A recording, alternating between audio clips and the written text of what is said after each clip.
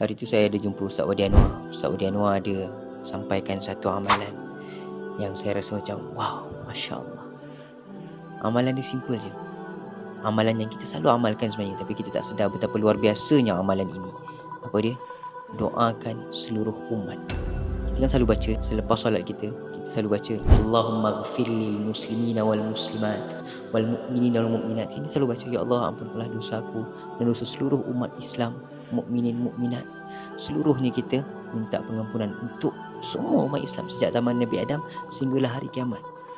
So bayangkan doa tu terbalik kepada kita. Jadi bayangkan kalau kita doakan, ya Allah murahkanlah rezeki seluruh umat Islam, ya Allah. Ya Allah berikanlah kesihatan, keafiatan, kebahagiaan kepada seluruh umat Islam, ya Allah. So bayangkan setiap individu Islam Muslim yang kita doakan tu, doa tu terpalit kepada kita sekali, setiap seorang. Masya Allah. So, kalau kita doa murah rezeki untuk semua orang, kita drive nampak orang berniaga tepi jalan, ya Allah murahkanlah rezeki dia. Kita nampak orang kemalangan tepi jalan tayar pancit, ya Allah mudahkanlah urusan dia. Doa tu actually terpalit kepada kita, sedar tak sedar. So amalkan lepas ni untuk kita sama-sama mendoakan orang lain, khususnya doa untuk seluruh umat Islam, sama ada masih hidup ataupun yang telah meninggal dunia. Sama-sama kita amalkan. Amin, insya-Allah.